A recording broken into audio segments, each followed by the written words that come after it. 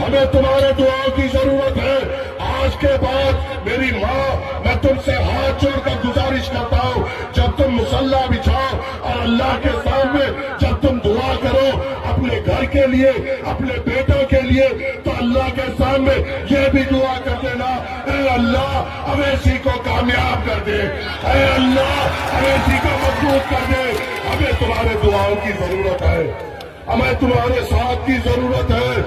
ہماری طاقت تم ہو، ہم ووٹ مانگے تو تم سے نہیں تو کس سے مانگے؟ ہم ساتھ چلے تو ہمارے کلمہ گو کے علاوہ کس کے ساتھ چلے؟ ہماری طاقت اگر بنے تو آپ کے علاوہ کون مرے گا؟ یہ سوچ کے بتانا مجھے۔ ہمیں آئے عوام کو بھی پتا ہے تم وقت پر رنگ بدلتے ہو۔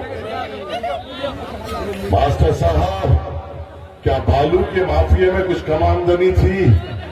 کیا انٹری میں کچھ کم آمدنی تھی جو راجد کا ہاتھ پکڑنے چلے گئے ہو؟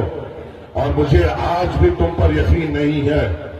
میرا دل یہ بھی سوچتا ہے کہ اگر خدا نخواستہ تم جیت جاؤ گے اور نتیش کمار کو اگر 1-2 MLA کی ضرورت پڑے گی تو سب سے پہلے بھاجپا کی کشتی میں کودنے والے ماسٹر مجاہد ہوں گے۔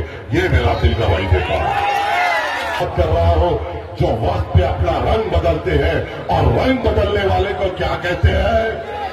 کیا کہتے ہیں؟ کیا کہتے ہیں؟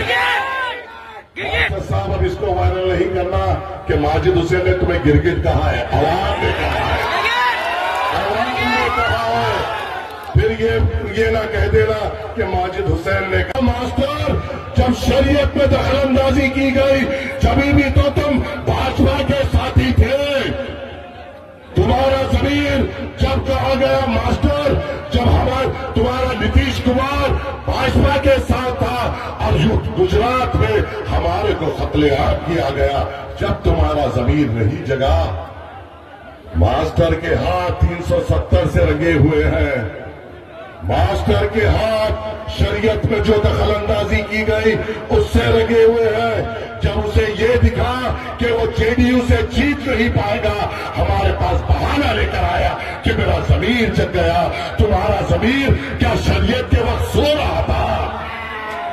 تمہارا ضمیر جب حکم الہی کو بدلا جا رہا تھا، جب تمہارا ضمیر سو رہا تھا، جب کشمیری مسلمانوں پہ 370 لایا جا رہا تھا، جب تمہارا ضمیر سو رہا تھا۔